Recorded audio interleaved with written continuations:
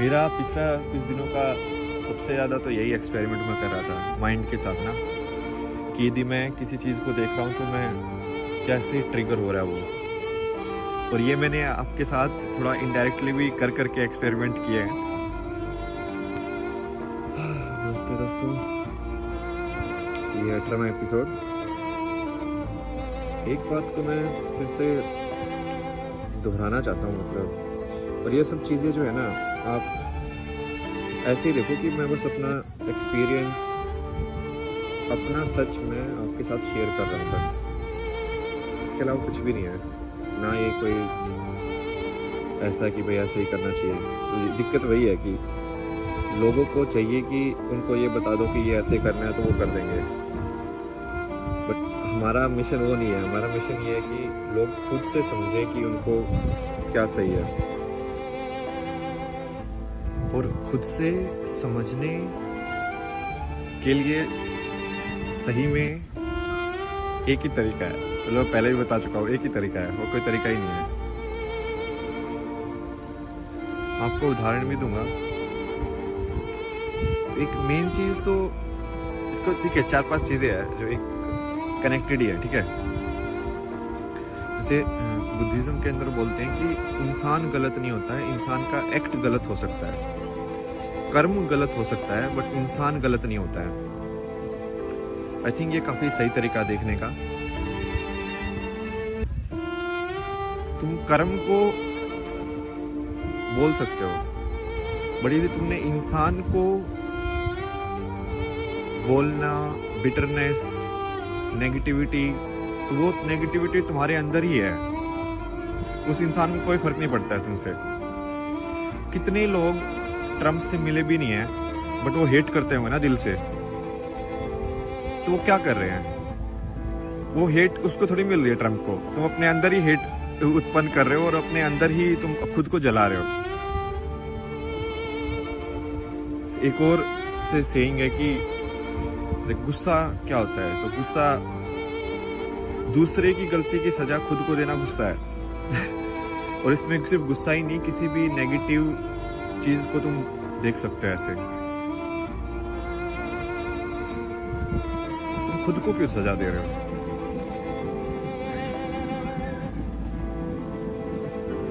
तुम अपने,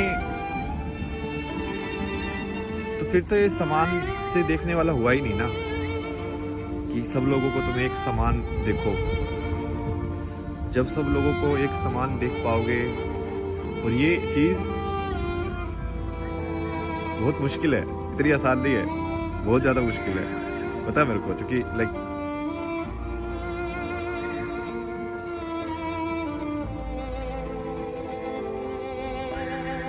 और ये एक्सपेरिमेंट आप सिंपल कर सकते हो आराम से, ठीक है। जिस इंसान को आप सबसे ज्यादा हेट करते हो ना, उसका फोटो अपने सामने रखो, ठीक है, और उसको देख के देखो कि सिर्फ उस फोटो से तुम्हारे अंदर क्या भावनाएं जन्म ले रही हैं। मतलब वो फोटो तुम्हारा ट्रिगर है, वो फोटो अभी भी तुमको ट्रिगर कर रहा है।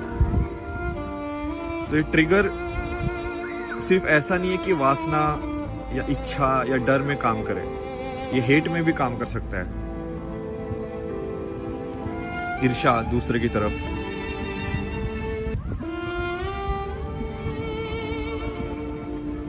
बहुत ही बारीक लाइन है ये, बहुत बट लोगों को समझना पड़ेगा, क्योंकि असली कर्म जो है वो वहीं से हो सकता है।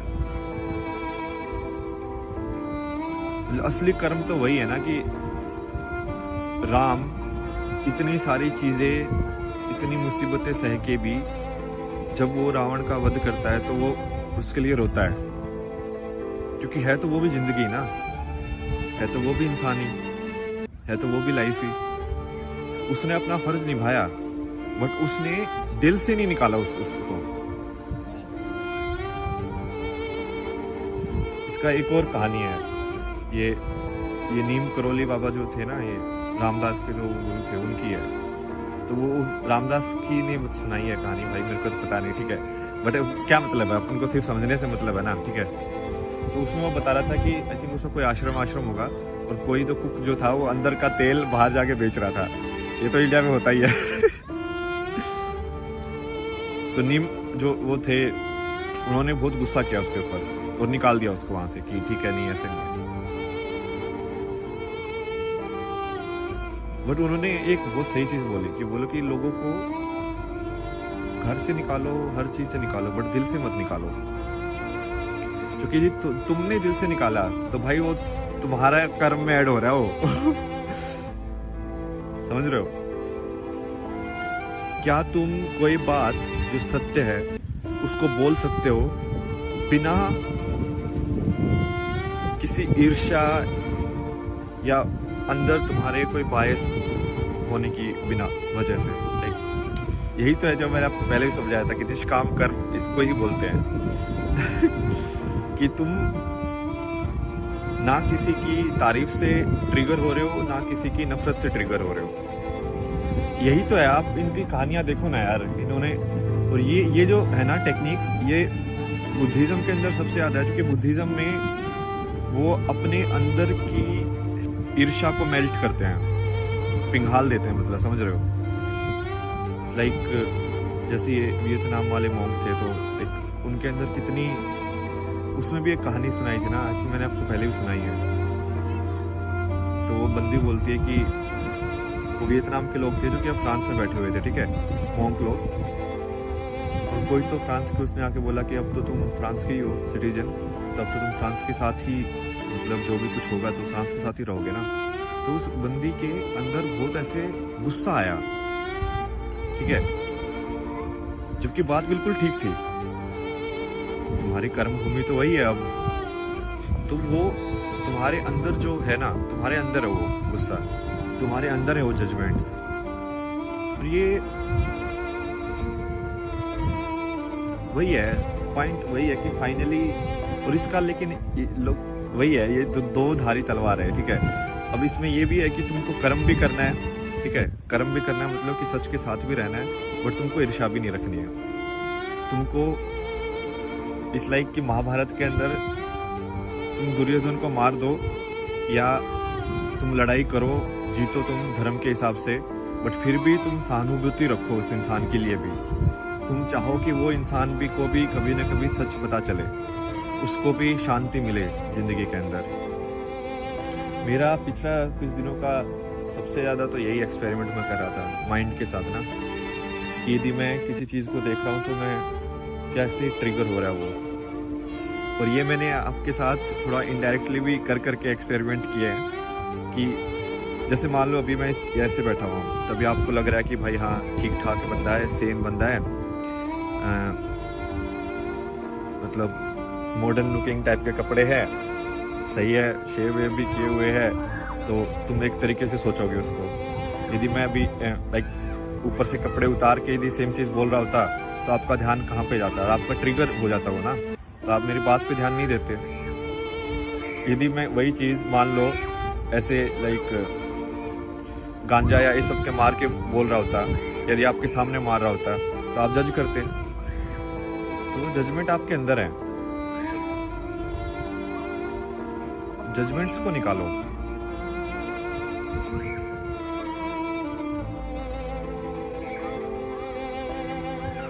ये वैसे ही है कि हर चीज में तुम भगवान देख सकते हो कि नहीं देख सकते हो। इसको इनडायरेक्टली देखा जाए तो कि कोई भी इंसान है वो भगवान का ही रूप है।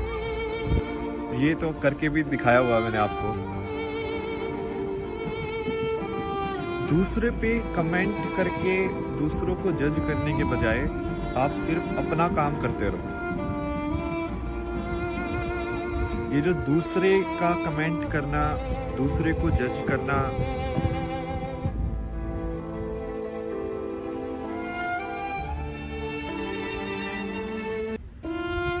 उससे क्या होगा कि आप उसमें फंस जाओगे। सही बात बोलना अलग चीज होती है और जज करना अलग चीज होती है। सही बात के साथ खड़ा होना बिल्कुल अलग चीज है। और बेसिकली हेट उत्पन्न, अब इसमें एक और मैं आपको बताता हूँ कि हेट या जो जेलसी या गुस्सा जो होता है वो आपको अंधा कर देता है।